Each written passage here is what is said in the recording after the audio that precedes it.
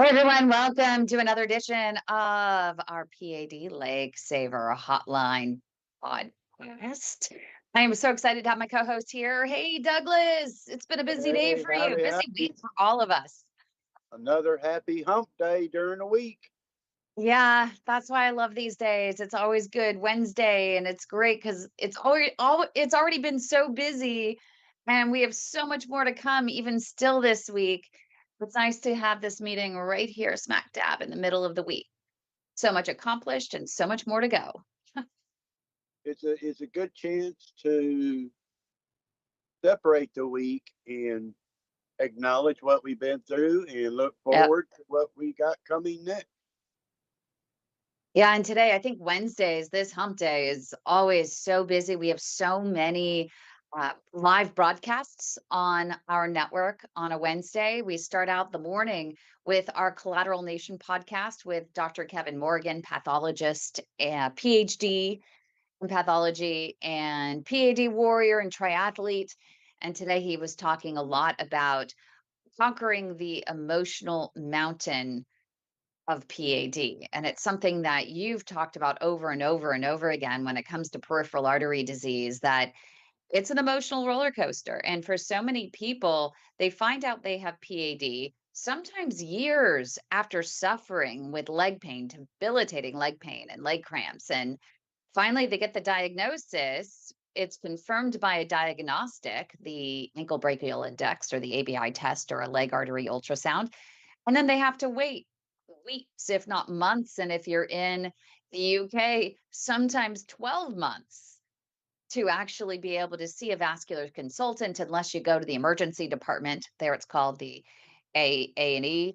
And then and only then you get a rush to a vascular center quickly to have the conversation about that diagnosis and the steps that you can actually take to improve your prognosis.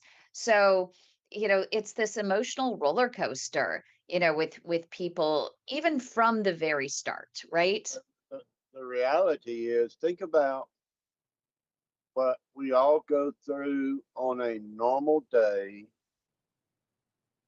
and and then you add PAD on top of that. Yep.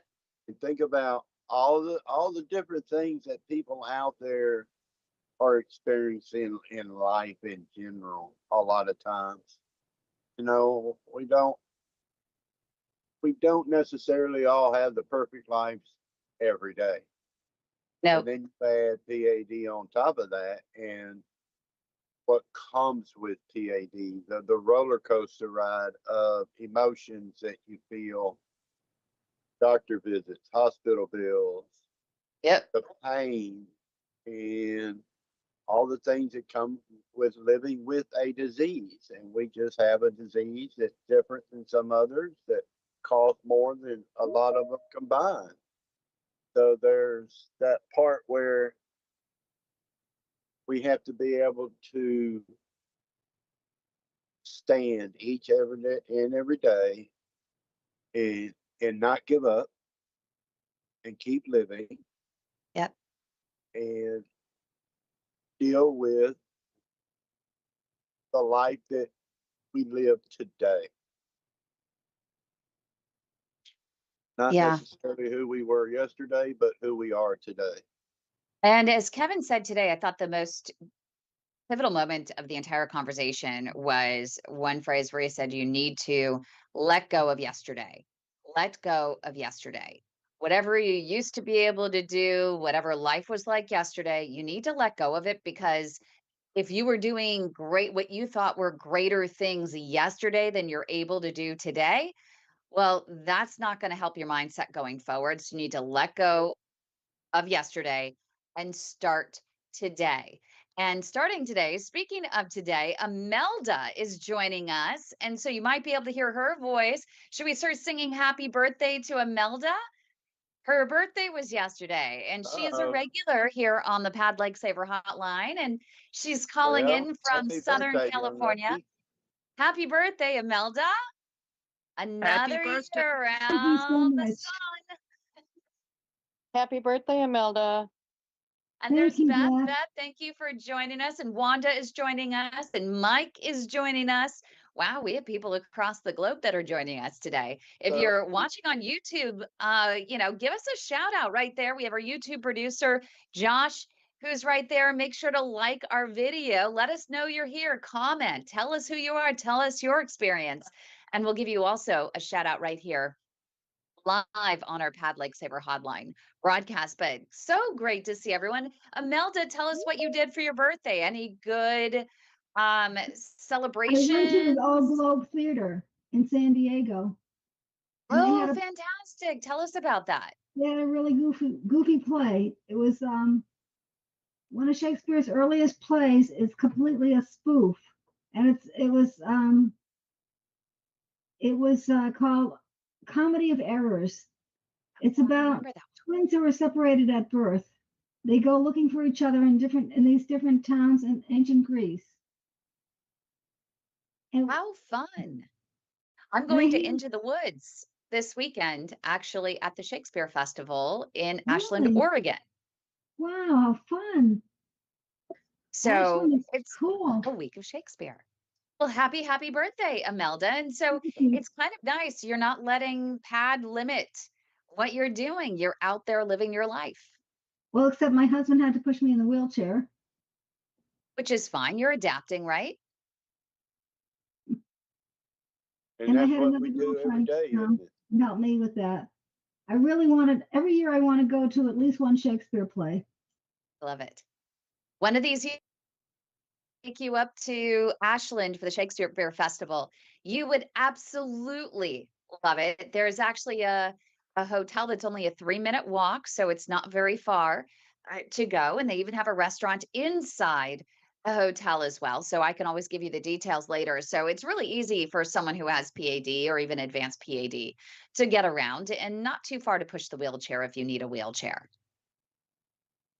That sounds really cool. Yeah, I love Shakespeare plays. Well, happy birthday, Imelda. And we Thank you. also, just in the past week, I'm hoping that you were able to get a hold of Dr. Lily Johnston. She is one of our brand new contributors to the Global PAD Association. I don't And think I she was is a there in vascular person. surgeon at Scripps, and she's also a specialist in metabolic health. Did I get that from you? Did you send it to my email or to my cell phone? I think I texted it to you, so I can always email it to you if that's easier. I wonder if you could do it again because I don't think I got it. Sure thing. I'm happy to do that. Just as soon as we're done here, I will send that to you because I know Thank you. she's eagerly awaiting one of her new fans to come over and talk to her. And I know that you're really analytical. You're very well researched when it comes to any of your chronic ailments, and you're always looking for great new natural ways in which you can take your health into your own hands. And so I think that she's going to be one to be able to help you out with that. Great, thanks. I'm always looking Of for course. people like that who are healers. Yes. That's an important thing to think about for all of us. Yes, I can't live in yesterday, but I can use the lessons I learned yesterday to apply them to help me today to make things better. Same way with getting second opinions and third opinions and learning how what I did yesterday may not work today, but I can use that tool in learning today to take another step forward in the insanity that we live every day in our life with PAD and just life in general today. Look how crazy it is out there sometimes, you know. The ups and downs, the roller coaster ride of living with PAD, living with doctor's appointments and everything that comes with living with PAD daily. I mean, Yep. how different is from where say Beth is, and look, we got Thomas. Thomas, my next door neighbor. Thomas, didn't even see you Thomas. down there. Live in the live studio I'm audience. hiding. I'm hiding. We never want you to hide. You got to be front and No, I center, know. Thomas. I know. I know. All the way to Mike there, and where is that? Oh, that's Canada. Our big Mike next is in door neighbor, Canada. you know. And we have Mississippi represented, and we have Illinois represented, and We sure California and do. Texas. So Hi, And Beth. Thomas, how are you doing? Thomas Um, has had quite the journey. Thomas, literally, he's one of those, we featured him in our Faces of Denial series because we're having a lot of problems. And I've been on my soapbox lately about insurance companies that are giving carte blanche approval for coverage of amputations and yet putting restrictions on new, more advanced limb saving tools and techniques, saying, hey, we want more evidence. And yet the evidence is there to say that amputations are not the answer. Amputations lead to higher mortality rates versus at least trying to save the limb. And they're wanting more evidence for all of these tools and techniques. Well, if you're going to chop off the leg anyway, then why not at least try and give patients the opportunity to walk to live another day and live to walk another day? And they're sitting here with poor Thomas and they're saying, oh no, we're second guessing. He is a world renowned doctor, world renowned limb salvage specialist as his doctor. And they have some random doctor that is hired by the insurance company to deny, who doesn't know his medical history, doesn't know that it won't take the time to realize that he's not a surgical candidate, and is saying, no, we don't think that wires and balloons are going to work for him. So you just need to cut him open from the shoulder clear to the leg, and he'll be better off. So what you're saying is, I may get an insurance adjuster somewhere who's a gynecologist or ear, nose, Well, and yeah, throat that too. doctor looking at my thing that goes in set for my vascular surgeon and say, well, no, we don't need to do that. Yeah. And we actually did have a gynecologist there was a patient in Texas, and I just wrote about this, which the article is going to come out very soon. But there was a gynecologist that did a peer-to-peer review of a case and was denying care for a patient that needed his limb saved. And I was just like, this is just incredible that a gynecologist would be doing a peer-to-peer. You would think that a peer-to-peer, which is done by insurance companies with the supervising doctor, where the supervising doctor is supposed to present the case to the doctor to make them understand why the procedure or the diagnostics is needed for their mhm. patient. I mean, a gynecologist does not know the first thing about vascular surgery. They should not be the one doing it. But I think in Thomas's case, Thomas did actually have a vascular surgeon that was making the suggestion as to what the procedure might be. And that still, he doesn't know Thomas's case. He's not a surgical candidate. And he has a world-renowned limb salvage specialist that has been keeping Thomas on his feet. But Thomas, I am so proud of you. You are fighting every single day. Yeah. You're going to the gym, you're eating right, and you're doing everything you can to just stay positive and stay motivated. Well, you see, when I go to the gym, I switch off to my PAD completely. And it may not sound right switching off to it, but if I go to the gym and I'm working out, I forget about what I can't do in my legs, you know? Oh, good for I you. can't do the treadmill. I almost went flying across the gym and I did go on it. So, you know, but I do the calf extensions. I can do them no problem. Calf extensions. Like 120 pounds pushing with my legs. But when it comes to walking, it's an absolute nightmare. Especially when I walk on grass. Both my legs have gone almost the same now. Hmm. And it's So because they just wait too long to do anything. They don't understand the delays in care and the suffering that it's yeah. causing. Well, the thing So is, I know what it was like when I went 2 years completely blocked. Remember before I seen Dr. Walker? Yeah. Because of all the other stuff that went on, I'm not going into it.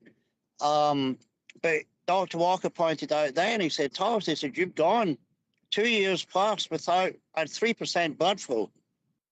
Just at the back of my knee, that was it. And he said, I really don't know if I can get through. He said, you know, and he did. He managed to get through enough of it to get me some blood flow. And then I went the second time. It was another surgeon, but in his clinic, in his business, and he couldn't get through it himself, And then I went back to Dr. Walker. It was for his procedure. It was meant to be like an hour, and he spent 6 hours hours on it, just getting Yeah. through little bits of it, And even though he only got through a little bit, to me it was massive. Know what I mean? Because like, I could feel the difference in it. Yeah, But just a for little some, bit more flow. yeah, Little bit more flow. it was only a little bit because all the front was still blocked up. My right is still front, blocked up. But here's a weird thing, Kim. On the right leg, that's a whole different story though, because when I had that first bypass done, and I got the infection from that too. Well, they said they checked all this, they scanned me, see if they'd left anything inside me. Said no, there was nothing there. Well, 2.5, 3 years later, a scan shows they left a clip on my artery. What? Yeah. And that every time I would go, Dr. Ali, other surgeons, a lot of them, they say, look, you don't have a bypass there. I said, I do have a bypass. I said, it's a cadaver artery. It was meant to be one of my own, but mine blew out. They got one that day from somewhere else. I'm not getting into that either. But they got one. And when they put the clip on the artery, before they fused it together, they kept telling me I had a kink in it. Well, CT shows that I got a clip on it. Huh. So that's restricting blood flow right where all the blood flow is, like really, really slow. So the clip, so your doctor now says that shouldn't be there. It shouldn't be there. Interesting. I don't want to go into it in like, what I mean? No, it'll be interesting what he says next week. And, as with anyone Oh, else, we always can be with you during your appointment. So I assume you're going yeah, to call me when you're in your appointment. it was my person I see now that showed me. Yep.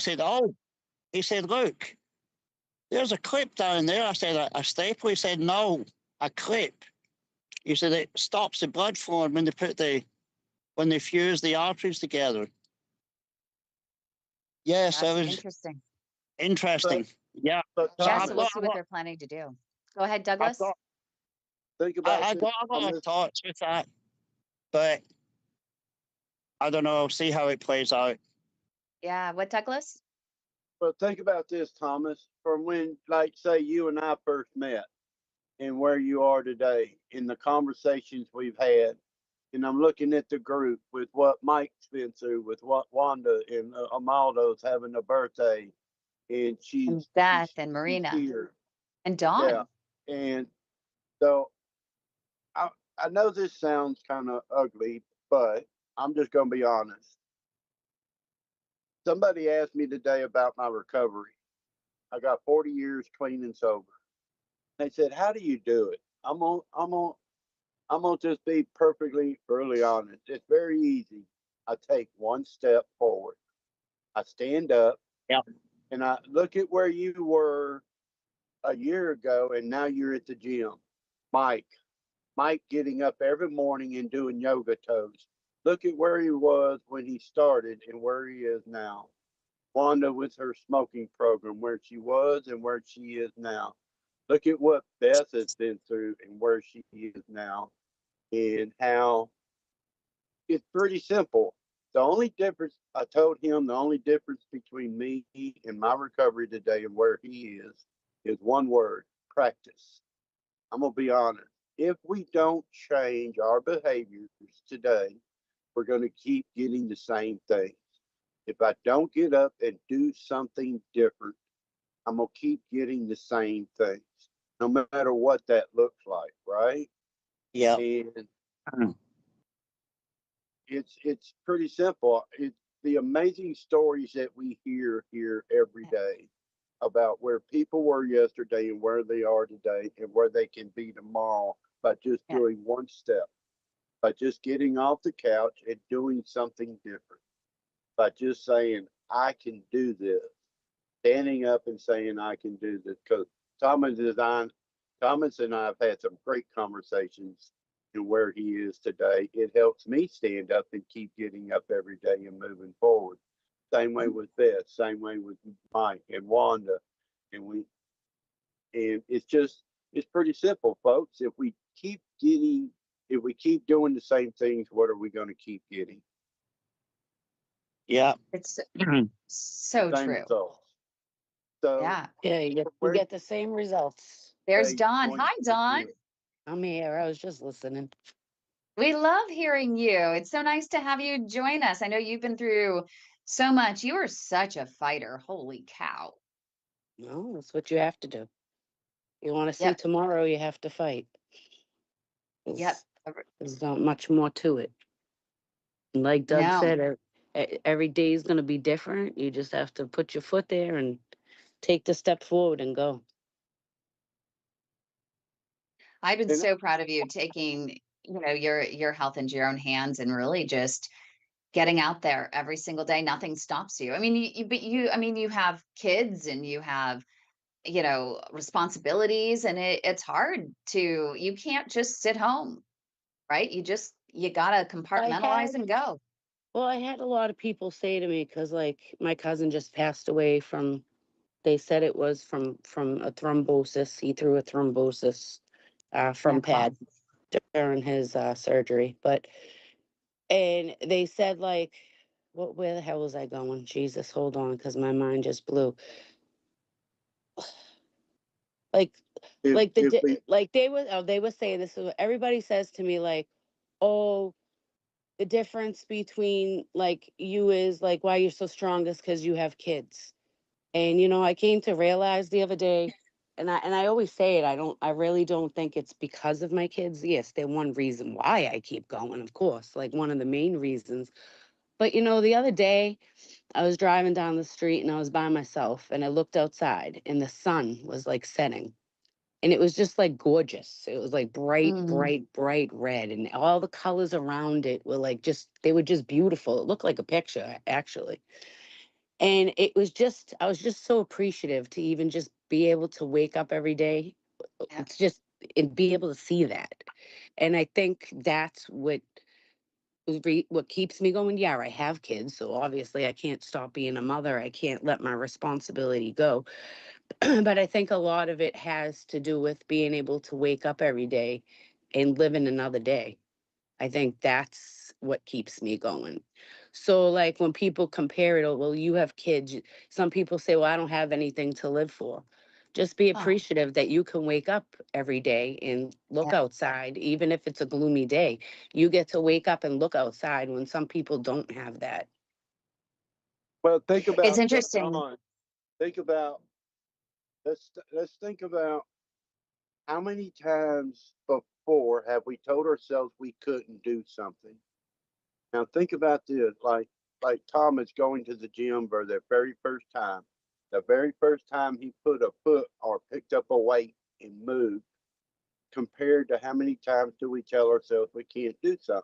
The first time Mike took his shoe off in sock and did the yoga toes in the morning, because the day before we were living in that past and in that maybe in that part where I can't do this, I can't do this. And then you do something and realize, well, you know what? Maybe I can. Maybe I can take that next step. Maybe I can go to the gym. And yeah, 5 years ago, I pumped 100 pounds, but I'm only doing 20 today. But I did 20 today, which And is just, being grateful for what you can do, taking that yeah. moment to appreciate, you know what? At least I did something. And we had Larry Well, like, Shorty Coleman, a legendary Harlem Globetrotter, who ended up, he had an above knee amputation as well. And he would always say on our weekly, we used to have a podcast, One Step at a Time. And he would always say in every single one of them, every single time I wake up, the first step I take is to say, thank you for him. He's a man of faith. Thank you, Lord, for waking me up. Thank you, Lord, for this day. Thank you for making me open my eyes. And he's like, and I love that about, Don, what you're saying is that is the same thing. That's the first step. It's waking up in the morning, opening your eyes and simply saying, thank you for making me open my eyes. Thank you for this next day. Right. I It's follow a start. It's one step. I follow Dawn, and every time I see her pop up, it's like my first thought is, "Oh Lord, where is she today? What is she doing today?" And I'm jealous. It's She's like I'm everywhere. jealous. Where is she today now? Holy cow! Why can't I go all these wonderful places? Mhm. Yeah. Yeah, but She Kim, I does. wondered if I if I was in another state, I wonder then would it be a different case? Because, like you said, they've all got different laws and stuff like that. But then the point would be I wouldn't be able to have Dr. Walker do it. Yeah. You do have another doctor that is near you. He just saved one of our other friends over in Lafayette. And so he does work with Dr. Walker. So, it might be worth asking, for example, Dr. Walker, if, he could share the task with this other doctor. So at least maybe you have someone close to do follow-ups and you can have more frequent Yeah. follow-ups because he's in that office. And maybe you'll feel a little bit more comfortable to have more frequent visits with the doctor so that you know that you're on track and you're being closely monitored. And that's something for everyone to consider. It's really dictating your care and making sure that you're getting what you need for the accountability, right, to be there. And that's really important. I know it's harder for people in the NHS or in Canada, but I know in the US it is a little bit easier to say, "Hey, doctor, for my sanity, I really need to see you every 3 months, even if it's just for 5 minutes. I just need that accountability. I need the reassurance that I'm okay." And typically that is possible, even every 6 months. But sometimes for a lot of people, when it comes to PAD, a year, right? A year between appointments can be pretty tough because every nuance, every tingle, every, pain, every tweak, every cramp, you're thinking, oh no, are we on this downward spiral? And how many of y'all need to stay off of Dr. Google? Oh, I had my adventure on Dr. Google the other day and I needed to get off of that. I ended up with my own blood test and it turns out I'm A-okay. It turns out that I literally went and I looked at some of them and I realized, okay, well, I think I have, this vitamin B deficiency. So because I looked at Dr. Google and I put them all together and I was like, oh crap. So then I overloaded on B and made myself sick. You can overdose. They say you can't overdose, but supplements methylated B vitamins with folate, it turns out.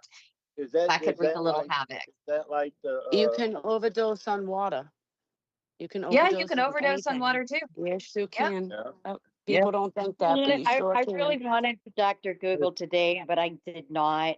I had to see cardiology today, and on the 19th, I had an episode, and they had to jumpstart my heart. Oh no. And, well, I went in. I have tachycardia, Yeah. and I had an episode where my heart went up to 191 beats a minute in the ambulance. Here at the house, it was 181 beats. Okay. And they gave me this medication through an IV in the ambulance. And he says, Beth, I'm going to give you this medication. And when I give it to you, it's going to feel like somebody literally punched you in the chest. He wasn't kidding. He was not kidding at all. And I'm sitting on the cart. They've got me strapped down, and I've got a hold of the handles on the cart. And he gave me the injection, and I just literally, I wasn't sitting completely up. I was kind of leaned back on the cart, And I just literally come up, excuse my language, but I'm like, son of a bitch. Exactly what I No. said. Oh, And no. I mean, it was like a shock. But, Yeah. and that's what it was. It was like a shock to my heart, is what they did, was shock to my heart. Back into rhythm. They had to get me back into rhythm again. And when Wow. they did that, it put my heart rate back down to 104 beats a minute from the 191. So So, Beth, huh? is that like you were saying, you were talking about that the other day, and all I could think about how many of us hear that medication commercial where they spend the first three sentences, they tell you all these wonderful things about how this medication will cure you from all the ailment you're having, and then Yeah. you wait just long enough to have another 10 minutes of all the things that it creates. It is like, why do I want to take this if I'm going to die? Or because how many times we got on Google, and when I was first diagnosed, I got on Google driving home, and it's like 10 minutes later, I'm looking, I'm going to be dead in 5 years. It's like, holy smoke, I Mhm. know. that's Right? Yeah. insanity, isn't it? Yeah. So anyway, then they get me to the hospital, and I mean everything's fine because they had me stabilized in the ambulance, okay? And they get me to the hospital. My potassium levels are extremely low. So now Mm. I I see cardiology today, and I'm on a heart monitor now, and I have to wear it for 2 weeks because they call it SVTs, supraventricular tachycardia. And they said that if I have any more of these episodes, and I've had like 3 episodes in the last 2 months, but nothing like the one that I had on the 19th. That one scared the living bejeebies out of me. But if I have any more, they're going to have to put me in for now an alleviation or al- oh, come on, it's Ablation. Operation. Is it an ablation? that's it. Thank you. And I'm wanting to Dr. Google it because it's like I don't know what it is. Yeah. So And there are a lot of people that, and I would ask if, and I don't know in terms of your situation, you want to ask about a cardioversion versus ablation. Um, no, a cardio aversion was it an aversion or ablation? Ablation is what she said. A cardio ablation to go in to find out why I'm having these tachycardia episodes that's causing my heart rate to get so high. So yeah. To I'm just thinking, great, here we go. my One dad more actually thing to add. my dad had one, so he got through it. He was in and out, and I think you see an electro, they call it Yeah, electrocardiography. Yeah. yeah. I'd have to see almost like an electrician specialist for the heart. Yep, my dad did it. So, I'm sure you'll be able to find someone. And they usually, I mean, in our area, there's literally one in our area. And she is so busy, but they're few and far between. Yeah, But that's what my I'm sure, cardiologist said today. She said they're yeah, just getting one here in up in Mattoon, which is where my cardiologist is, and which is Mattoon's about 35 minutes away from me. yeah. So yeah, Well, we're here so for yeah, you. that's what And I'm he going to went do now. through it. A lot of people have gone through it. So I'm so sorry. It's and I don't mean this to be derogatory, but they always say that, sick legs are not always on healthy people. So Yeah. so many have so much going on. And I always wonder if they would have diagnosed your legs so long ago, how Well, many when I other had my stent put things. in my heart back in 2015, because that's when I had the 90% blockage in the LAD valve. They, Mhm. they could have possibly had found that I had the PAD back then too, but they wasn't looking for it back then. No, but even if they would have Well, checked I your mean, legs, I'm sure that you probably had leg symptoms. A lot of people don't realize that they actually have the leg cramps because they might experience leg cramp maybe at one point or maybe a little fatigue in their leg. And so they start slowing down. And so they start subconsciously not walking to a pace where they do feel the actual Well, see, cramps. And so, that was me. That But was right? me. well, see, and I was diagnosed in November of 2021, and I had symptoms for 4+ years before the pad was actually found, because but they Yeah. was treating me but for Kim, peripheral neuropathy beforehand. Yeah, the misdiagnosis, that is definitely one that when we had 35% of patients who have called into our hotline of the 1,000 that we have actually saved, the legs that we've saved, 35% were only told that they're getting the amputation because of diabetes. And 100% of the ones, and it's not always the case out there in the real world, but just with ours, but 100% of those patients, we ended up asking to get a vascular exam, and they were told, yes, actually, you do have PAD, and we were able to, in most cases, either save their leg completely or minimize the amputation. But the ones, I mean, they're I mean, misdiagnosed all the time, and the number one misdiagnosis is neuropathy.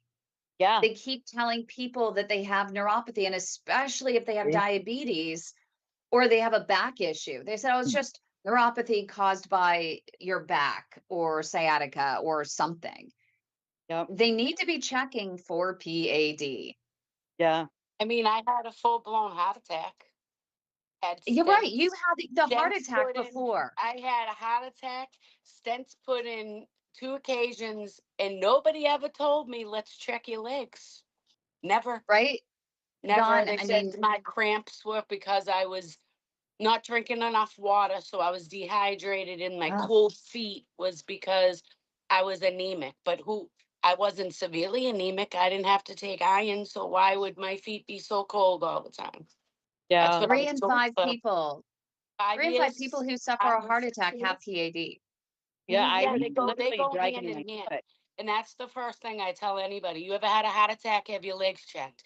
You have bad legs? Check your heart, because if they do, they go hand in hand. And but Yep. people forget that diabetes, before you see, and I know this personally because I lost my husband at 35 years old from diabetes. It ate him I got type. alive. I'm He type had 1. every he had every symptom in the textbook, every single one that you get from diabetes at 35. He had no leg and he was dead by 36. Wow. But he had other things too, shots in the eyes. But people forget the diabetes too. Before you see the damage on the outside, like your feet are falling apart, the damage is already done to your organs. Yeah. Oh If yeah. your blood sugar is cranking at 200 plus all the time, every time your sugar is over 200, your organs are being damaged. And that's what people fail to remember. Yeah, See, you Dawn, might I'm have type 1. I'm a type 1 diabetic. So I've had diabetes for what? Well, I was diagnosed when I was 15, and I'd had symptoms since I was like in my Yeah. early and that's what I 14. think happened to him. So He had yeah, it as a juvenile and and nobody I'm ever 15, addressed it. almost 56 now. So I've had it for years and years. I Hmm. think that's the interesting thing. If we could go back and understand where all of us are, and at what point from where y'all, like y'all are talking about, to the beginning to when we were officially diagnosed, that time frame for most of us is like what she says. They've always, I had a pull muscle, or I thought I had a pull muscle, I thought this, I thought that. Mhm. And it was 2 years after my first surgery when I was diagnosed. And Yep. how many of us experience that on a daily basis? And we hear it all the time in the group, that Yeah. until we get to that other doctor who will pull your shoes and socks off and check your feet and say, and that's what I think we're trying to get and change today, is that perspective thinking of Well, it may not be their back. Let's check their feet. Let's check their pulses. Let's do this. Mhm. Let's change that thinking process so Yeah. that we become more aware earlier instead of later. Yeah. Right. And Melda, you can jump in anytime. It's a free conversation. So, but I want to give you the chance because you're so polite, Melda. Yeah. You have You to gotta unmute unmute though. yourself. Imelda, you have to unmute though if you want to chime in. We always love hearing the birthday girl's voice. But you have to unmute Imelda. We can't. Unmute. She can't quite get it. So we'll continue when she can. Yeah, There she is. I'm wondering if anybody else has had trouble getting a simple HbA1c. My doctor doesn't want to give me one. I was Isn't that diagnosed weird? diabetic years ago, and he said I can't just go get an HbA1c. I said, but they used to say I was diabetic, and now that I'm not anymore because I corrected my diet and I wasn't eating sugar for a long time. And my blood sugar has been good for a lot of years, but I still want to know, Yeah. with all my symptoms, if I could possibly have diabetes again. Do you It's still have always the worth equipment to checking. check your, yeah, do you still have the equipment to like prick your finger to do your own No, blood sugar, see what I your don't have sugars it are at anymore. home? I don't have it anymore. I used to Oh, get it You from can the also get one of those CGMs, the continuous glucose monitors. You can actually pick one of those up over I at was just gonna the local say, pharmacy. can she tell by the way she feels? She should be able to. Do you feel like symptoms after you eat certain things? Because you would know kind of if it's bothering to you too. Like if you eat candy, just for instance, a candy bar, and then afterwards, do you feel sick from it? Like, do No, you I feel don't. irritated? Like after you have like a nice pasta dinner, something that you know would bring up your blood sugar. That could I be don't. like a easy indication without having any kind of medical device. I don't have. Urinating a lot, the sweet smell, like you'll have like a sweet almond smell in your urine if your sugars are too high all the time. I don't have that. I Well, mean, that's not good. to say I'm a doctor, I'm not, but I mean, But your that would be husband my had it. first, like if I know, like if something I ate bothered me, because I'm on Ozempic, so I put the shot in once a week. But I know if my sugar's high because I can tell by the way I feel afterwards. I'm irritable, I'm kind of tired, I'm excessively yawning and I'm not tired, which is like a indication for my sugar. So I didn't know if you had any of those feelings after you might have ate I something don't have like an those. ice cream sundae would make you very sick if you're diabetic and not on anything. I'm not I'm on I'm a anything. diabetic and I can eat. I was gonna say everybody reacts differently, so it's hard Really? to say. Even, Yeah. Oh, even on yeah. medication? Yeah, Yeah. I take Yeah. medication, Yeah. but And Really? my Marina, sorry, my Marina, I can't quite hear you. Were you diagnosed as type 2 diabetic? yes, Oh, you yes, were. And yes. what were And you saying? my A1C is very good. It's under 6 and it's been very good since I retired. But Less before stress. before I retired, I would eat an ice cream sundae. I felt fine, and I knew I was a diabetic. I knew I shouldn't, but and today I could go have an ice cream sundae, and I feel fine. I've never known I was a diabetic from the food I ate, even when my sugar was high. Isn't it probably wasn't high to the level. And I think, Don, are you type 1, type 2? You're type 2. Type 2, I believe, yeah. Mhm. Type Yeah. 2. And Beth is type 1. So it depends on how it's impacting, different people and what level and how much over you're at. Everyone Right, I'm not metabolizes saying that differently. is a definite indicator, but if she doesn't have the finger machine and the doctor's Right. not willing to check Yeah. it, just monitor how you feel with things that you eat. Because I know even with my Ozempic, my sugars are beautiful, always 100. But when I get to 150 with my Ozempic, I'm irritable. I'm sick. So that's how I know my sugars have gone up and then they're going to crash. Like, so that's like an indicator for me, how I feel after I ate something. So Yeah, that it's was really just, important to pay attention, to those types of things because you know your body best. And I think that that's really important. So it's good that you're aware of that. And it is something that Melda, you should be aware of. And What did you say, Melda? The only thing that helps is a hot bath. Aw, and it's hard to get out of the tub. Oh no, but hubby can help you out of the tub if you need it, which is good. But it's always nice. I think a hot bath is the cure for everything. This is a Hot great bath time. with a little bit of Epsom salts. This is a great time to remind everybody what you hear here. Make sure you check with your doctors first, Yep. because what's amazing is how the difference is between all of us, and what we still have some similarities, but we're still so different, aren't we? In how things affect us and how we learn from things. Yep. And that goes back to that. What I'm hearing now is why we must become our best advocates, right? We need to learn to ask those questions. We need to Yep. learn from each other, so that when we go to our doctor, see, we can ask these questions and say, wait a minute, time out. Because if we don't, we're just in and out in 4 minutes. And then how many of you are driving home thinking, I should have asked this? Why didn't I ask that? Why didn't? Because now I'm going to Dr. Google something and it's not right. So that's why I love listening to your stories, because you're all learning to become your best advocates, and how to stand up for yourself today with your doctor. Like, do you ever feel nervous your about care. asking your doctor things?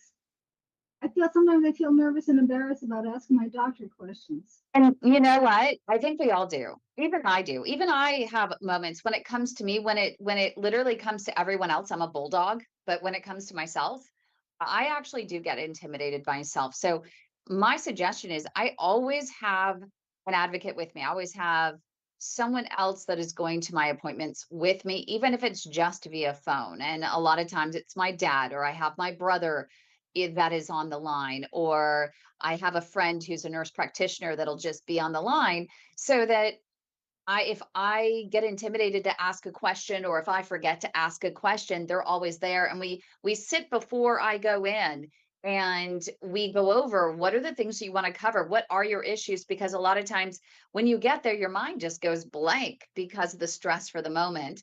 The white coat syndrome, when you have your blood pressure, that's a real thing, And for how so many many of us people. walk in? How many of us walk into that doctor's appointment with the stress level already high, Yeah. Yeah, the yeah, I anxiety write a level already list. high? Do you, Don? Don makes you make a Yeah, list I've learned beforehand. Yeah. to write a list now. If things come up, now I have to remember to bring the list. That's my problem. But yeah, but usually I try to bring a list now because yeah, when you get in there, you're like, all right, I got to ask him this, this, this, and this. Well, then the doctor comes in, hi, how you doing? Blah, blah, blah, blah, and then goes off on a tangent because he's in a hurry, and it blows your mind of what you needed to ask. So I break out my list and I tell him, hey, wait a minute, we got to slow down for a minute and we need to go over these things. And that's so important. Is right when they walk in to be able to say, hey, I have these 5 questions. If you have 10 questions, that's a lot sometimes for these doctors in 15 minutes. But have 5 really solid questions. If you do have 10 questions, well, then you do have 10 questions, and you bring them in. You say, hey, I do have these questions, and if I can't get through them, I am going to Dr. Google, and it's going to freak me out, and I'll end up in the emergency room with anxiety. So a lot of times you kind of joke about that a little bit and be like, yeah, you need to spend the time with me because I am going to have a panic attack if you don't go through X, Y, and Z with me and get these questions answered, because your credit is probably better than Dr. Google's credentials. So and it's worth just trying and see if that works for you. But you should not feel stupid about the questions that you're asking. It's really important that you ask the questions that are in your heart that are going to help you. We even had Kevin Morgan, who was on our Collateral Nation podcast this morning, and some people say, oh, I'm afraid to ask him these questions. And he loves the questions, every question, even the criticisms. He loves it because he loves to learn. And the right doctor loves all questions.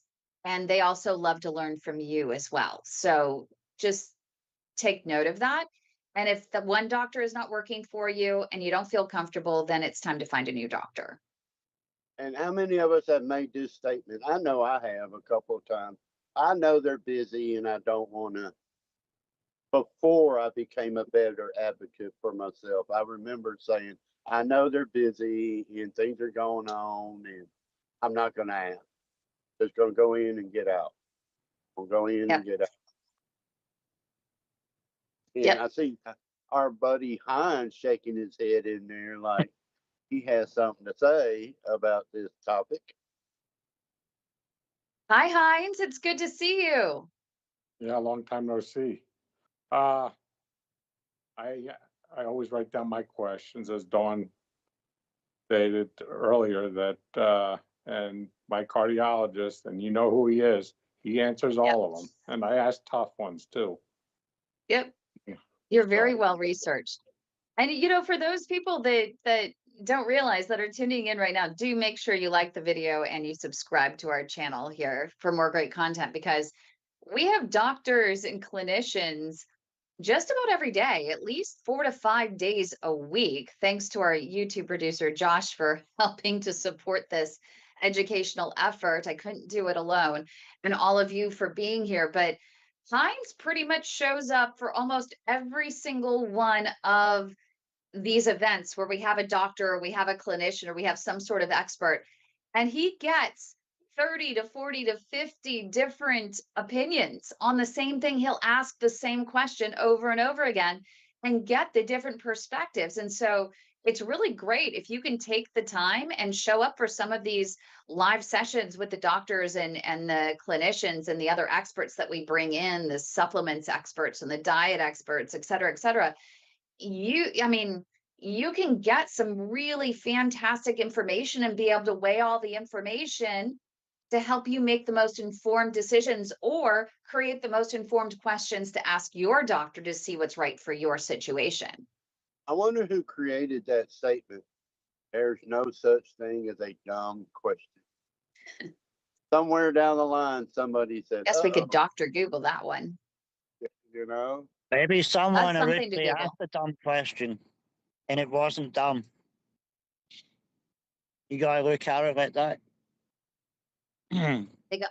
They got what? What did you say, Thomas?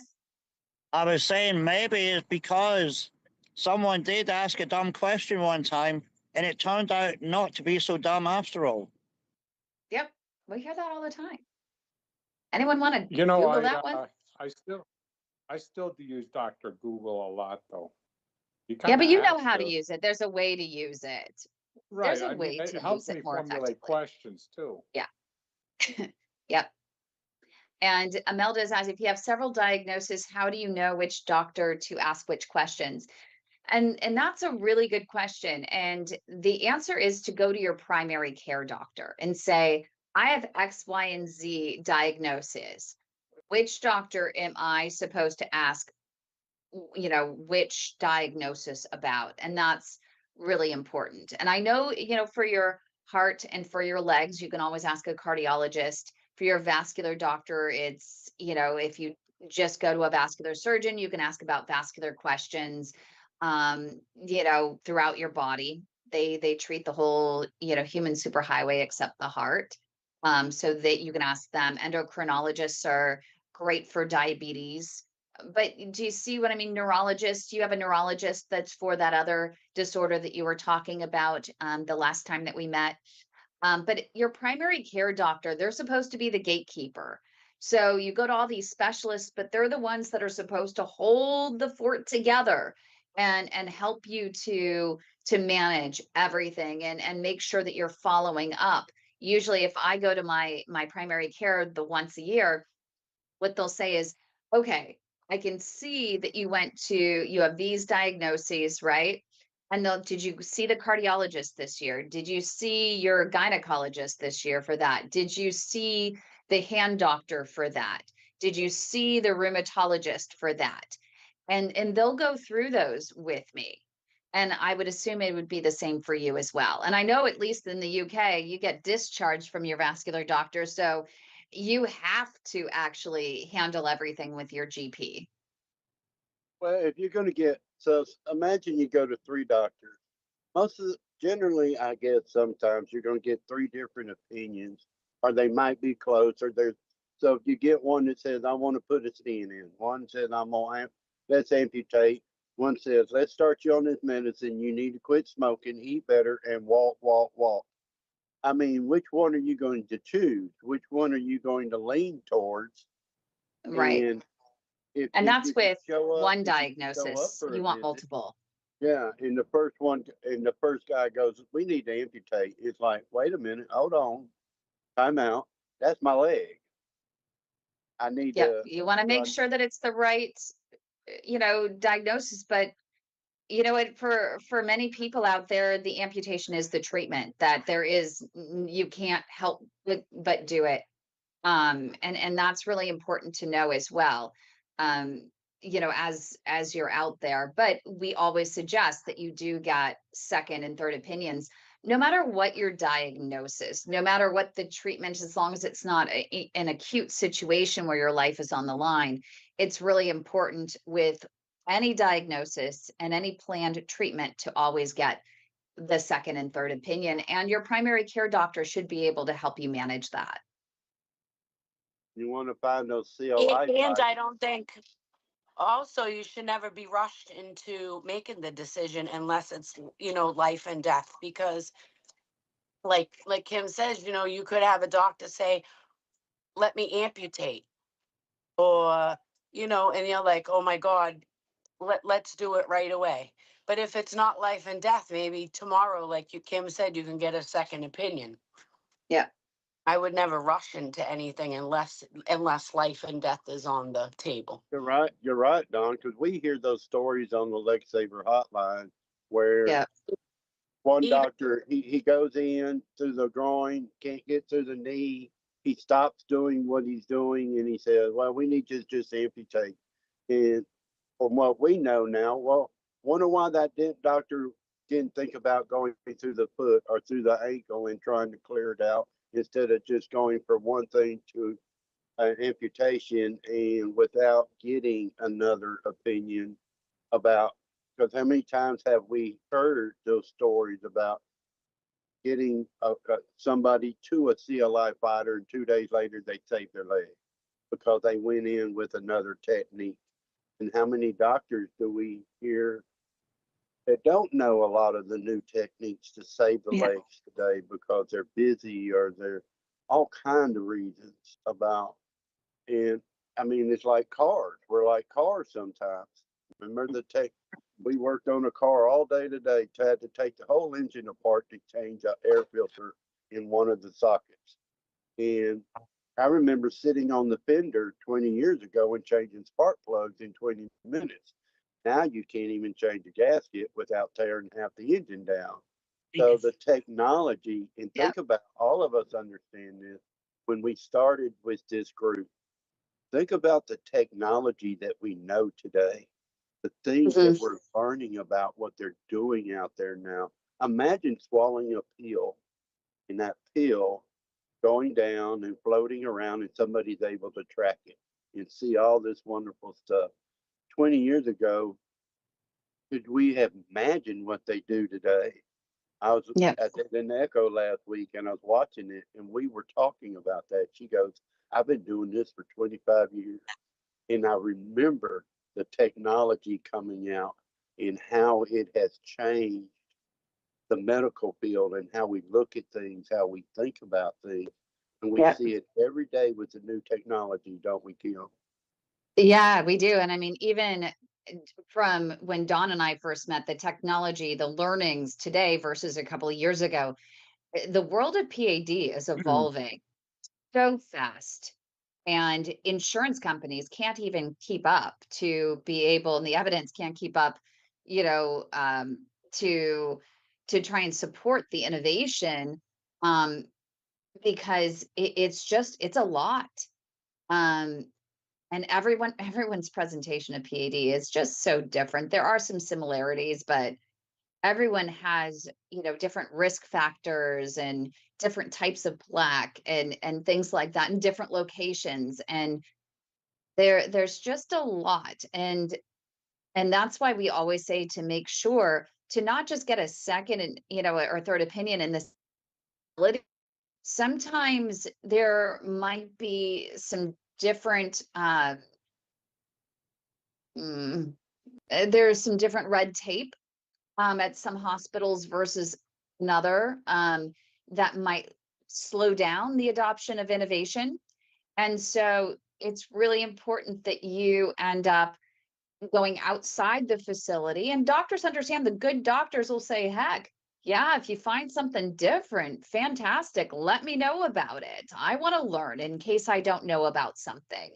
Or they may say, well, I don't think that it's right for you. That's why I don't have it. But you know what? If you feel that that's what's best for your situation and that's your choice, then go ahead and do it. It's not something I would do, but it's your body, it's your life, it's your limb. And if you want to choose to go to a different doctor that has this other option that I don't have, that's fine.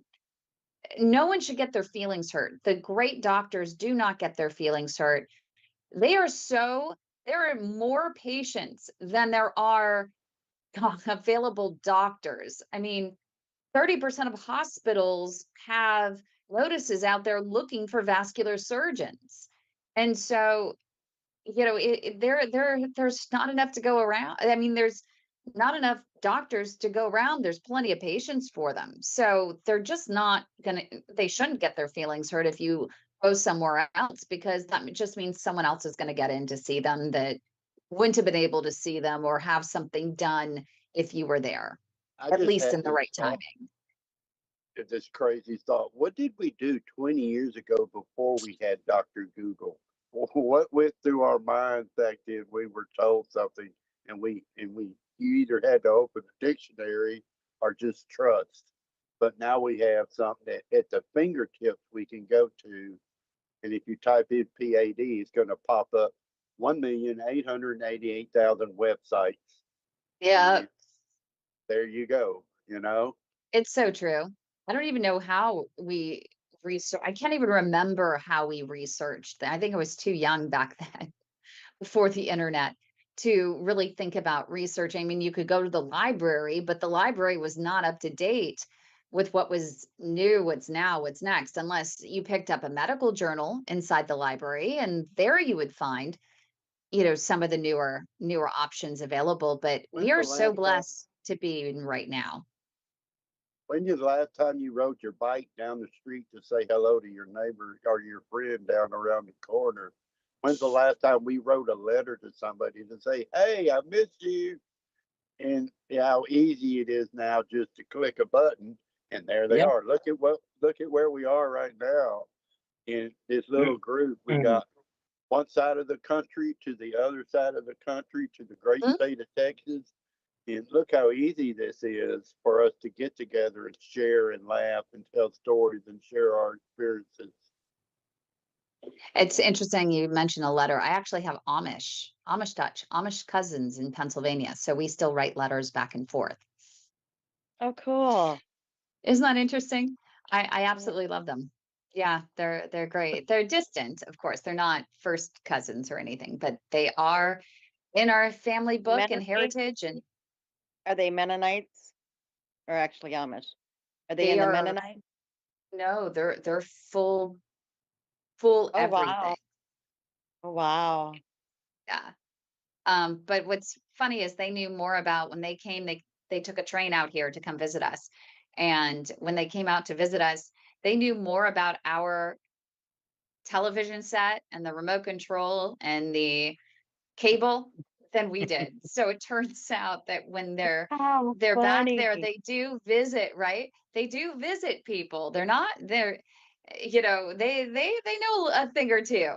They just choose not to have them in their homes, and it's not something they partake in every day. But especially the younger generations, they have friends. They have friends that are regular civilians, not necessarily Amish, and they go over to their house, and Have you one ever of them been to a has barn actually a raising? cell phone that they keep at someone else's house.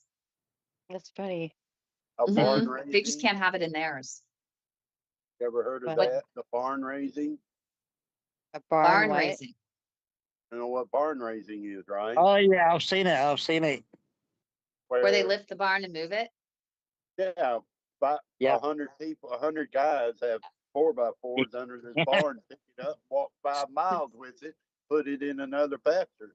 And are they going to build a barn for somebody? They show up, and 3 days later, 100 by 200 foot barn is built because they all got together, drank sweet tea, had chicken, and they worked 10 hours, 11, 12 hours a day to Oh build this barn. my. I feel like their kids are more disciplined too, and more respectful, and they appreciate Oh it more yeah. because Oh they yeah. aren't just given everything Yeah. like we just give.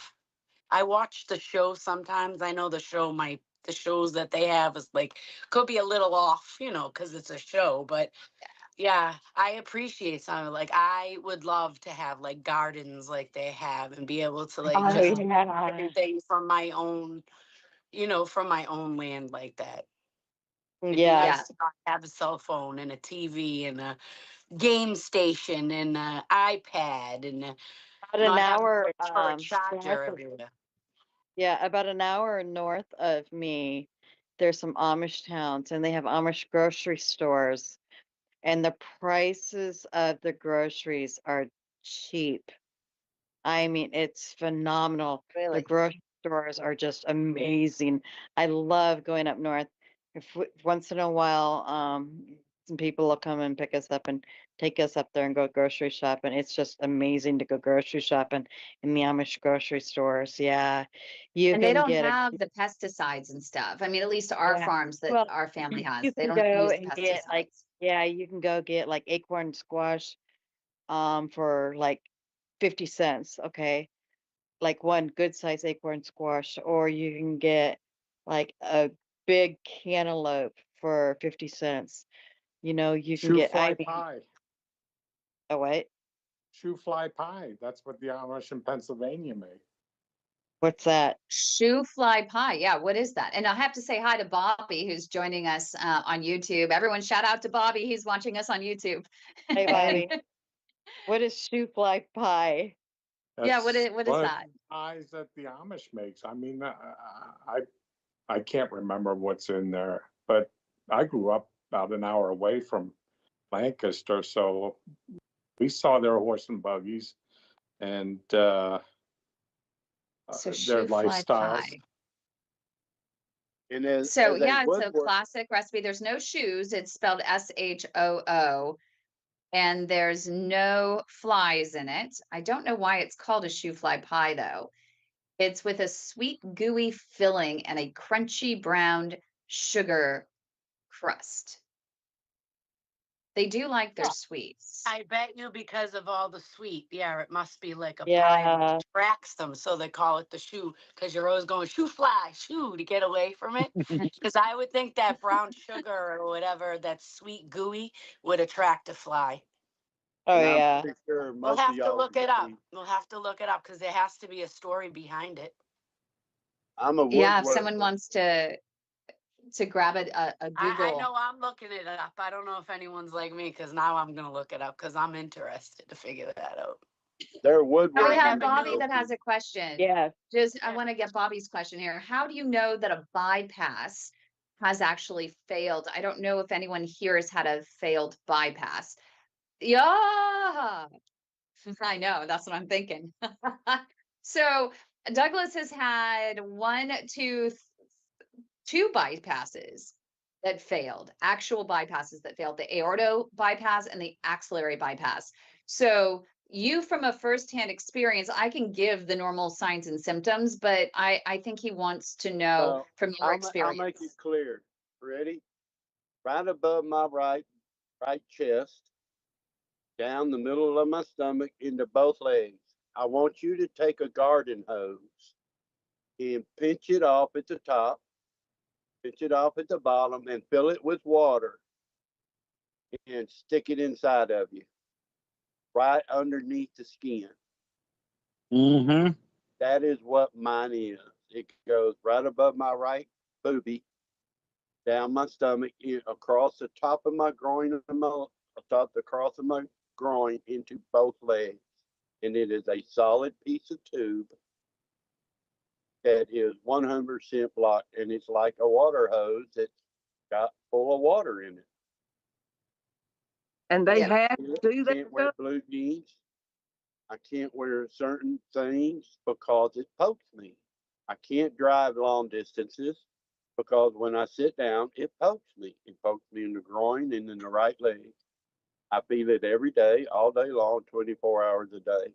But I've learned kind of how to live with it now and work around it. And I wear a lot of cover overalls now Yeah. in the right pair of pants that doesn't bind it or pinch it. So I don't I don't necessarily feel my aorta femoral bypass, but I do feel my axial for sure every day, all day long. And Thomas also has had a failed bypass. And Thomas, what were the Oh, symptoms that you experienced as well? You've had two failed bypasses. yeah, Your foot, your foot starts to turn, right? You start yeah. feeling cold feet. You start getting more cramps in that My, leg. mine packed in after 2 weeks, Oh, wow. and they didn't know why it blocked up or anything. And then the femoral, that that died like, I don't know, 2 weeks after the first one. They unblocked it, put a new tube in instead of the garden hose that Douglas was on about, and that was blocked within 6 days. Yeah.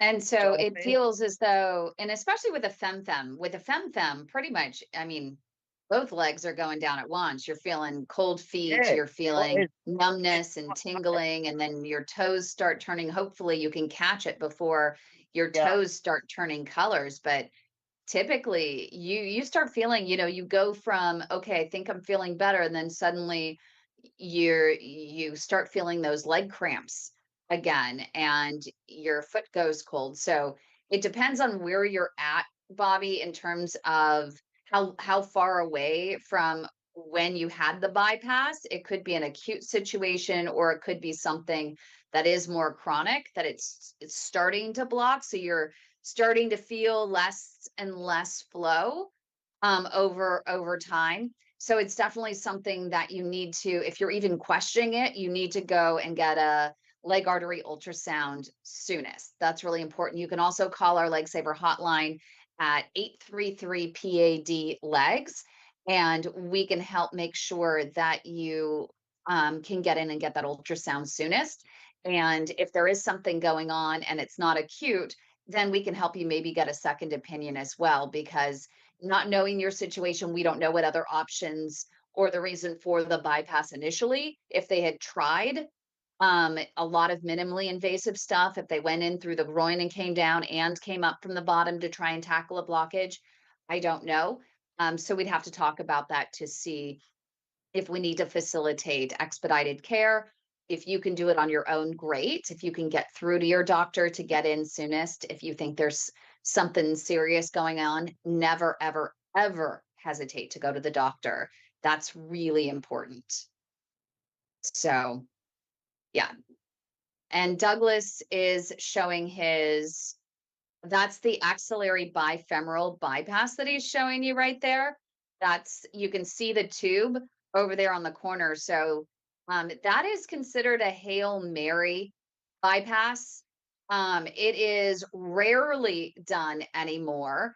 It is the last resort of last resorts, where they attach a tube at your shoulder and then they reattach at your groin and usually split it off into both legs. Sometimes they can do it into one leg.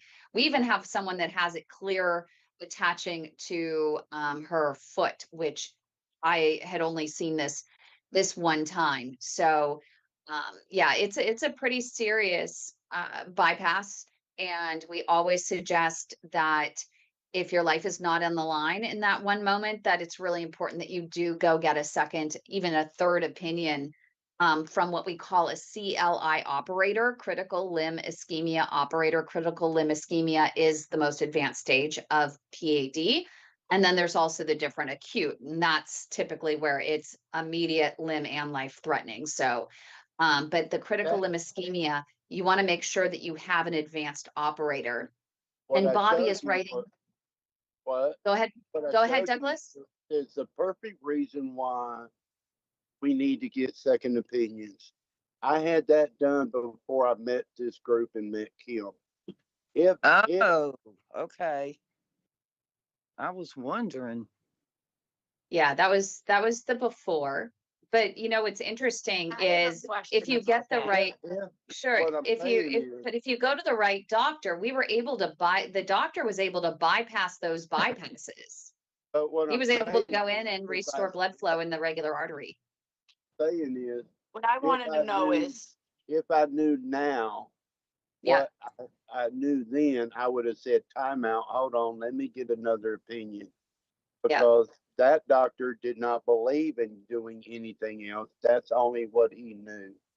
So when I met the Dr. Walker after you introduced us, he said, wait a minute, we have the technology. We didn't need to do that. Yeah. But that's the part where that doctor that I had may not have been up to date with the new technology.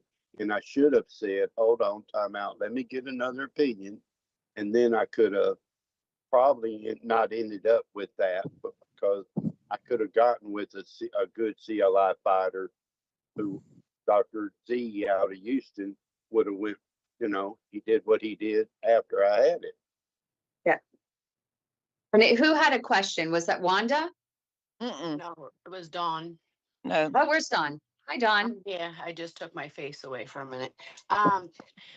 Question. So like you said that the Hail Mary's his last hit was his last resort. What could they have done to Doug? Like he got a Well, bypass. So what's the difference between what he had done then to what they do now? so Like why and does they could his have. and why does his look like he said, like almost like a garden hose? Does the newer Because the newer versions that look is like the that? axillary. That is the axillary bypass, and it literally goes across the chest, like just under the skin, and it does protrude. We have Oh, other okay. patients that they can't even wear a bra because it impacts wearing a bra. So that based on where it is. So for Okay. women, it's a little bit tougher for it depending on the placement. Thank God But I for don't have to him, wear a bra. thank goodness. But for Douglas's situation, you asked what. So when we talked to his newer doctor, and they were able to go in and open up the main vessels, some doctors have additional training with wires and balloons, and they feel more comfortable and they have more experience opening up and dealing with really complex situations, such as in Douglas's case. Um, but even in his case, they didn't seem to think it was that difficult to open up the main arteries. And in fact, when they went in and they saw that the grafts were blocked in the aortobifemoral bypass, that's from the abdomen to the thighs, um, they were able to open up the main vessel again on the one side, and they were able to open up the graft on the other side and actually put in a covered stent inside the graft somehow. And that's been pretty stable, which has been awesome. So that's why we always say that different options for, with different doctors. And for Bobby that's watching right now, he said he was in the cath lab, and I guess they couldn't get through.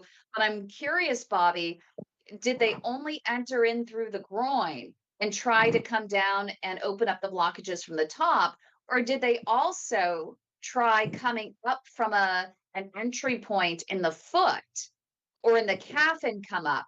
And that's number one. But number two is when you have the bypass, you know, did they help you to mitigate your risk factors ahead of time? Did they determine if you have a clotting situation? Are you a clotter? Do you have a genetic clotting situation? Do you have LP little a? Do you have valvular issues in your heart or AFib or an aneurysm, anything that might throw clots and shorten the lifespan of a graft? And those are worth checking into as well. But we would also suggest, if you are having issues and you do feel like that graft has gone down, you do need to get in right away. But I would also suggest making sure to get a second opinion, because one of the things that I'm finding through the Leg Saver hotline, a lot of several of the callers who've called in the past few months have talked about having a bypass that has gone down pretty quickly. And every single one of these cases in particular that have come to us recently, the doctor turned on the faucet, hoping, crossing his fingers or her fingers, that when they turned on the faucet, that the vessels below where the landing zone of the graft, where they reattach the graft, that they would reperfuse, that they would suddenly, open up. And in some cases, we've seen that happen, and that's great. But a lot more cases, especially with people who are diabetic or have chronic kidney disease, we find that those vessels below just they need a little bit of tweaking. They need a wire and balloon to go in there just to make sure that that the water from the faucet has a place to go.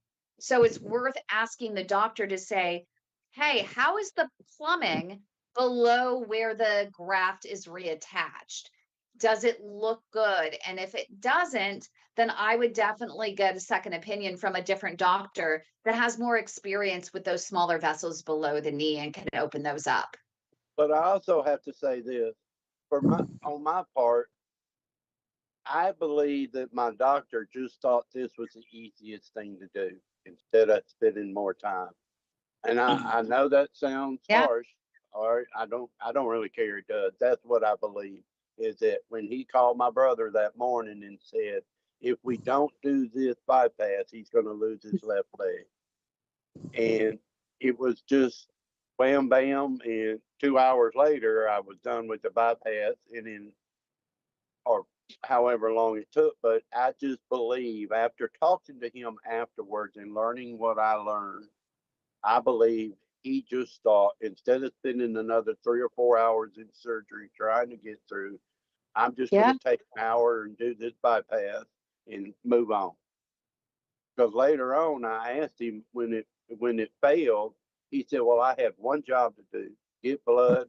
When you were here, when I did the bypass, I got blood going, and that's it. Thank you. See you later." And that is the thinking in a lot of situations. Sometimes they just have to get blood flow and they do what they can, they do what they know. And we've even had situations. There was a patient in Kansas and they didn't have a vascular surgeon at the hospital. The vascular surgeon is on call and a variety of different hospitals. And so all the general Are you surgeon knew how talking to do about was my cousin? amputation. My Yes. cousin, right? Yeah, Yep. and then when he came to Virginia, because he had a blockage in his aorta, when he came to Virginia, Virginia didn't want to touch him. And it took Boston, that's why another reason why he went home, back to Boston. He went back to Boston and Dr. Menard went in and he tried to clear it because my cousin was 27 years old. All those other doctors wanted to give up on him. And believe it or not, Dr. Menard always took that chance because he has the tools to do it. They have it there. So why not try to prolong someone's life? Yes, it came down to it where they had to do surgery and he ended up passing away because he got a clot. But he prolonged his life by so many years because he fought it. I think it was like he lost his leg, I want to say a year after mine. So for like 4 or 5 years, he was able to live longer because it took that one doctor to constantly want to help him because he had the resources to help him. And Yeah. and we called him, like all of us afterwards, and I praised him for that, and he was like, wow, that really meant a lot. And I'm like, yeah, because I saw it firsthand. Kim saw it. I had to call Kim. We had a fight to get him medically transported out of Kansas Yeah, to that was a Boston fight. because they just wanted to keep chopping parts of his body off instead of going in and fixing the problem. Like there's a lady out here, I met her, I haven't seen her again, but very young, in her 20s, and she's having toes taken off. And I'm like, well, did they find out why? She's not diabetic. Well, sweetheart, you have bad circulation. Like there's something going on. Have they told you what's wrong with your legs? Have they done any tests? No. They keep just chopping off my toes. And it's like you Yeah. need to get the right care, but you can't you can't help somebody that's not willing to take the help. So, I mean, I gave her the resources. I don't think she ever reached out to you. She never reached out to me. So, I mean, all you can do is provide the knowledge and the help and hope that the person takes it as serious Super as nerd. it is. Yeah. Yeah. And does that And go, that's what's really important. does that go like I'm gonna bring him? Isn't that Deion Sanders?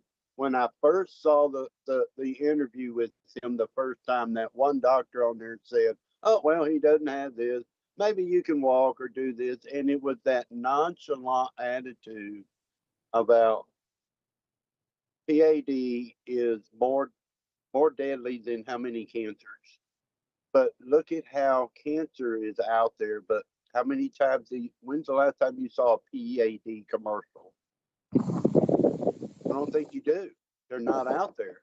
Mhm. But you see a heart cancer, you see breast cancer, lung cancer, prostate cancer, all that on TV all day To long. add to what you said, do you see anything with when you have a heart attack commercial? Do you see anything saying maybe you should have your legs checked? You don't see that either.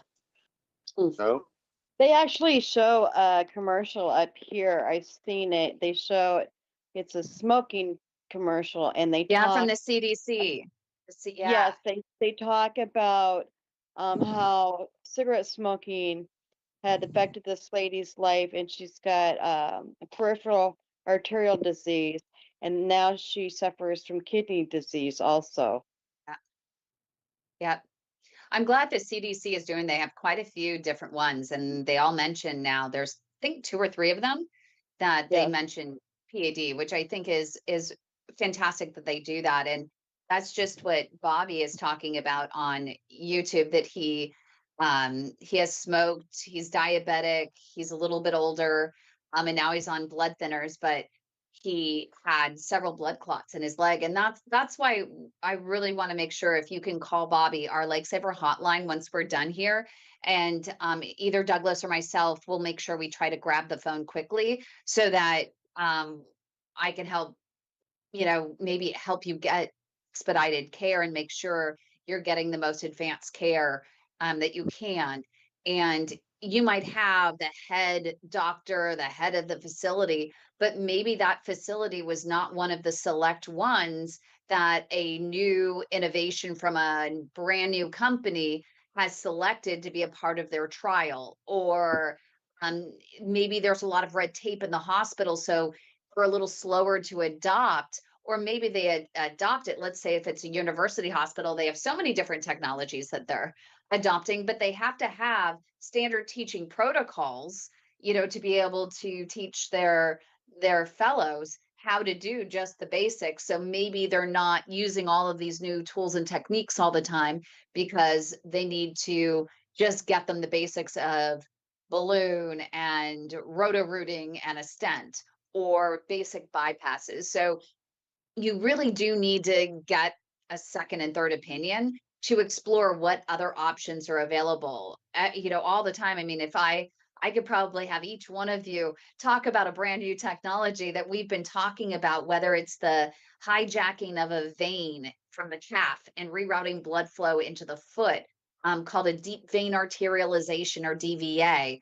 We could talk about the minimally invasive bypass. So maybe instead of having an invasive femoral popliteal bypass, or maybe it sounds like you may have had, Bobby, there's a minimally invasive one now available called PTAB, PTAB, or the detour system by Endologics. And they can just hijack a vein and slip a covered stent through the vein and reattach it below.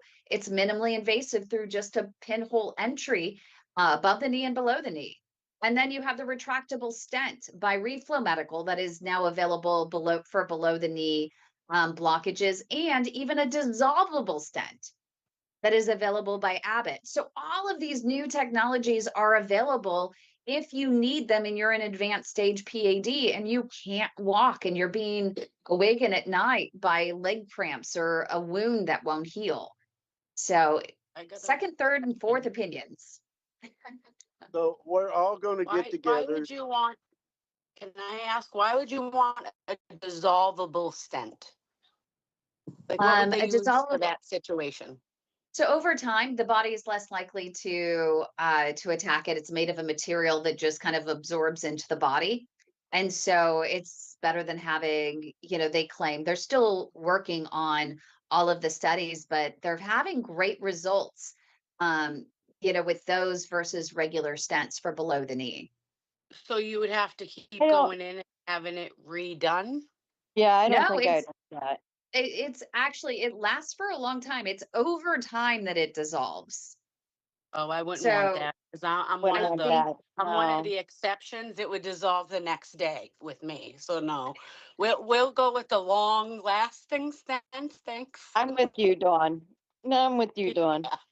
well, they're waiting for There's the, I certain think things they just had the 5-year there's data, which certain, is doing really well. yeah, but 5 years, okay, 5 years. I've had one of mine, I don't even want to say it because I don't know if I'm going to jinx it, but 10 years so far.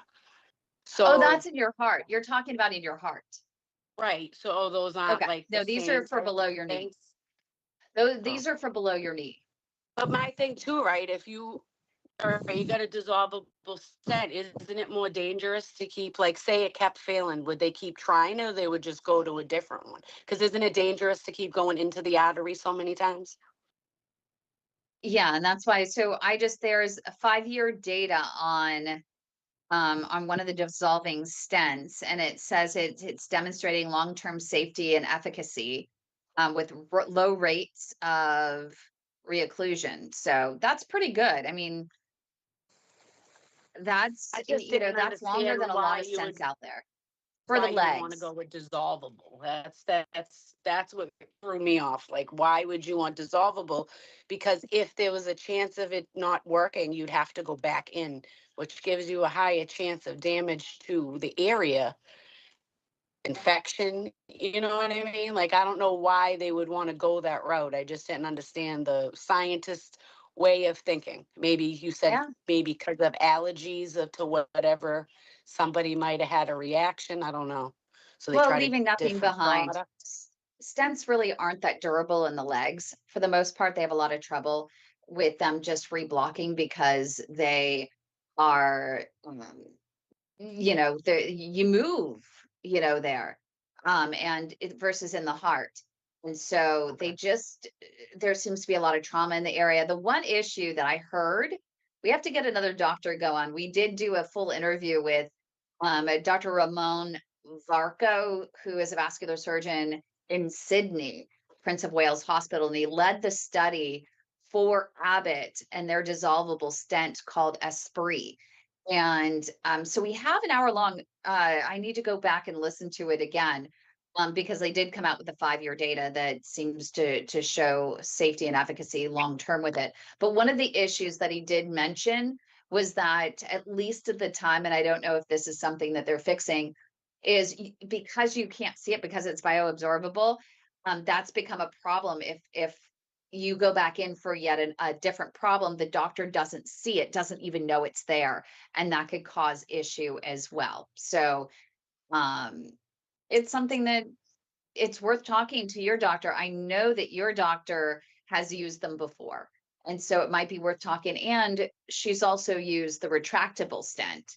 So it would be interesting to hear what she has to say. We're going to have her on um, in the next few weeks because she's part of a different study for below the knee. She's the principal investigator for a study for a company called Angiodynamics, and they have the Arion laser, and they're testing to see whether using a laser along with a balloon is more effective and more durable than using a laser, just using the balloon alone for below the knee artery revascularization. So that's just starting. That's on our padtrials.org. You can see the different cities where they have started. I think we have 6 of them that are up there right now, but they're looking for 30 sites across the nation as part of this study to test the efficacy. Yeah, I love when she gets all this extra knowledge, because when I have to go back for her, it's going to be a long talk before we ever go under the knife for anybody to ever touch my leg again, unless it's gangrene and falling off. then we Yeah. will go for that talk. But other than that, I mean, I still don't walk. I still don't use my prosthetic leg, but I still use my leg. Like at the gym, I use it. On the sit down elliptical, I move it. But I don't know if that's always going to hold me off, you know, where I'm never going to have surgery. But I'm glad she's learning all these new things, because we're going to have like a board meeting, like we're in a jury for a long time before she decides what the procedure will be to touch me. And it's And you not know nothing she she did, won't take it's it a lightly. complicated. Right. She even said, we're gonna let your leg see what it does, because I don't want to touch you again. I mean, she has to, she will. It's just, yeah, I was a very complicated person that didn't end too We've well. had And we've So had several people like you. It's a rare situation, major clotting. And it was like you go in and and even um when she did what she needed to blow the clots, my body couldn't take it. I was taking a stroke. So yep, that's why she had to pull the medicine. I was gonna lose my life. So it was either, to yep, me, my motto was my life on my leg. And it really was. it really was. And because we did end up, it was so hard for me because this woman called me from the hospital room after she went to a different doctor, and it was here in California. And I call it poking the beehive. And you just sometimes don't know what you're getting into as a doctor. And um, if you don't know that what you're getting into, which a lot of them don't with certain people, it rarely happens. But when it happens, it sucks. And she ended up, she was in a bad area, and none of the hospitals would let her transfer. And thankfully, I mean, I was able to call someone at UCSF here at the university right near me. And I begged them, I said, please, can you Lifeline her? And it was, they were 3-hour drive away from Central California. But thankfully, this university was like, we'll Lifeline her. And they Lifeline her, was the best chance she had. But it was too late. She did end up losing her life because it was the same situation, poke the beehive, and all the clots just showered. And it was bad news.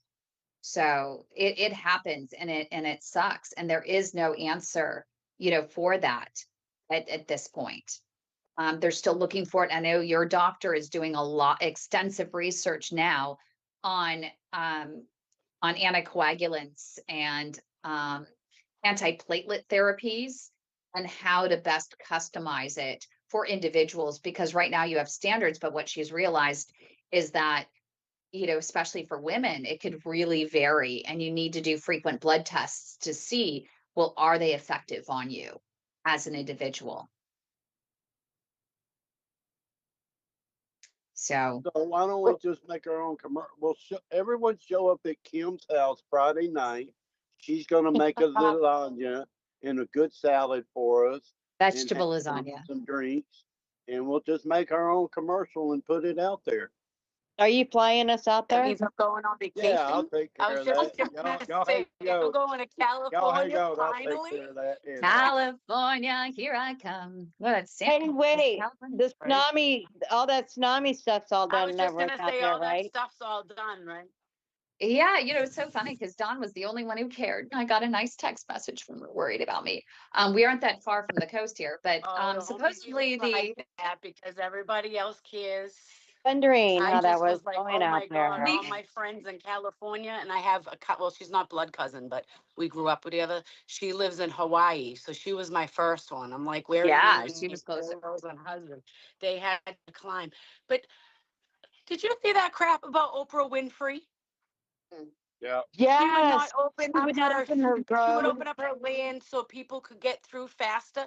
They had to go all the way around her property to get to safety. Yeah, Oh, see, I was that's sad. she's got a disgusted. private road Disgusted. down in Hawaii and she would not open it up. No. I heard the same thing about Joel Osteen over in Texas during I think it was the storms or something that happened a couple of Harvey. years ago. What was it? Disgusting. Hurricane Harvey. Absolutely. Hurricane, yeah. And, I I, think Yeah. in those I was there. situations, I was there. I promise you. He closed that church. All the stuff he says out there is BS. He had that church closed, and there was guards at the door. He had people at the door until 3 days later, when we had another news outlet here, just ran it all day long, and then he finally said, "Okay, we're going to open up a part of it." yeah, I Like I think can that, understand being scared because people are scared. You don't want them coming in and like, come trudging through your house or whatever. But yeah, honestly, like the only place they had to go was right above your property, and you made them walk like the way the map showed on the thing. They could have walked like this much. Yeah, Instead, they had to go like all the way around, like 3 more miles. yeah, Well, I You if know how you're seen from that. scared those Houston, people were. we And have I a grew up with furniture Oprah store. Winfrey. Like I can remember watching her show when I was young. Like that yeah, disgusted me when I saw it. Yeah, Disgusting. We have this guy that owns this furniture store. He owns about 20 of them. He opened every furniture store in the very beginning and said, "Y'all, if you're flooded out, you come." Uh, he opened up every furniture store and allowed people to sleep on his stuff Because because and that's how it he's should just be. that type of person. Yeah. yep, Because you know what? The weather's getting crazier and crazier. Everybody's gonna need help from somewhere, from someone yeah, anywhere. yes. when there Like, were we fires should up be there, we helping opened each our other. house.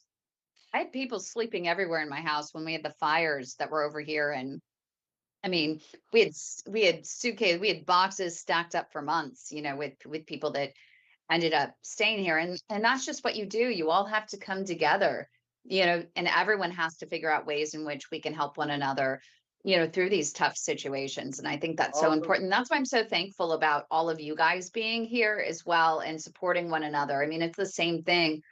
We all have a storm every day that we have to deal with, and we're all here for one another no matter what. And I think that that is amazing. And we can do a commercial if you all, in a couple weeks, why don't we put together a PAD commercial? We have an older one, which I know Douglas participated in. That was really, really good. That talked about each person took a couple symptoms and shared a little of their experience. We were able to put it together, but we can update it. And whomever volunteers to be a part of it, I can create a little script, and we can maybe tape it on I think it's the 13th, if we can do it then. Next week, I think we're going to take this show off, but I think it is the 13th. So if everyone wants to come on the 13th, maybe we could tape, and we could have Josh work with us, and we could tape it then, which would be really fun, and kind of do the whole thing live. or we could buy a lottery ticket, win the lottery, and create a PAD compound somewhere where we can all just kind of Yep. vacation together and come and go as we want in a PAD compound with walking paths. Just make and- sure there's and- a lot of ramps and accessibility for Yep, me, please. Yep. yep. And the one thing I ask, if you're not handicapped, don't use the handicap bathroom. Mm-mm. Kim could teach us how to cook as long as That's we really don't funny. as long as we don't pour it out on the cabinet, we'll be okay. Or all over the We get to floor. hide when we want to eat what we want to eat, though, right?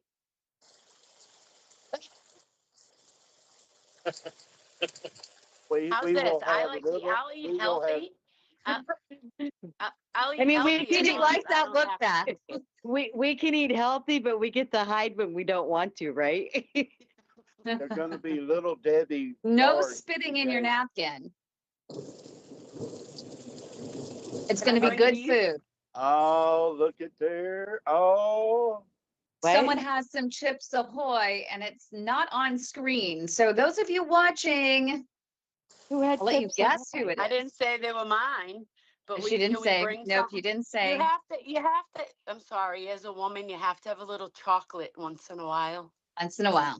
A Yep. little sweet. I didn't say eat the whole bag or all of them. what's One that? every What's once in a that other while. one? Little Debbie snacks. No, but I'll definitely Hey, eat I've been healthy if doing someone really good cooks it, staying away cooks it from for Little me. Debbie's lately.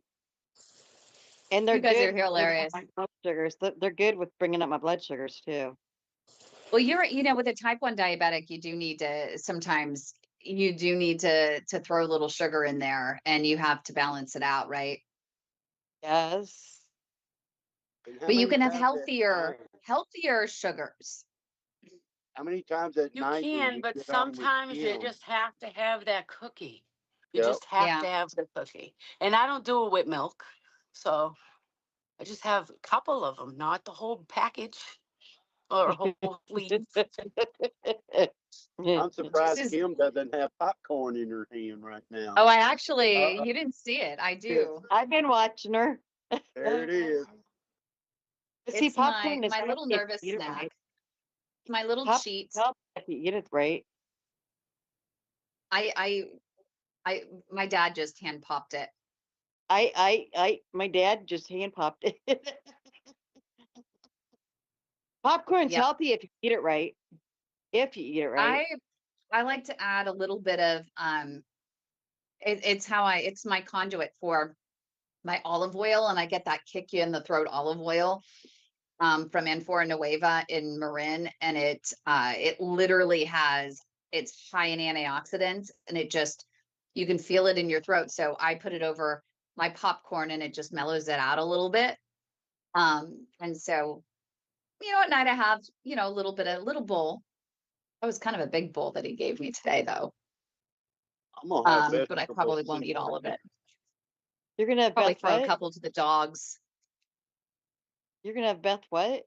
I'll have vegetable soup for dinner here in a little bit. Some I thought green you said you beans, were some gonna have carrots, Beth. some spinach.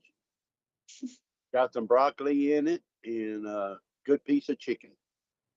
Mm, I had that my sounds really dinner. good. That was eating my dinner from last night. It was chicken marsala and mashed potatoes.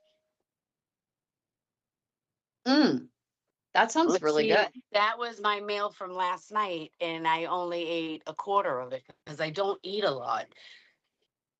I And probably don't eat enough, to be honest. But I've um, been eating a lot of watermelon lately. I've been on a oh, I love oh, watermelon. watermelon I'll be cantaloupe. back if you're still there because my daughter's calling. Well, we're gonna head out, and this has been a really fun show. This has been an amazing meeting, amazing hangout. For those who are tuning in, if you ever want to join us in our live studio audience, we had 10 of us, 11 of us on today, which was really, really fun and exciting, and so many different topics that we covered. And you can always email info@padhelp.org. But of course, like this video, tell us that you liked this video.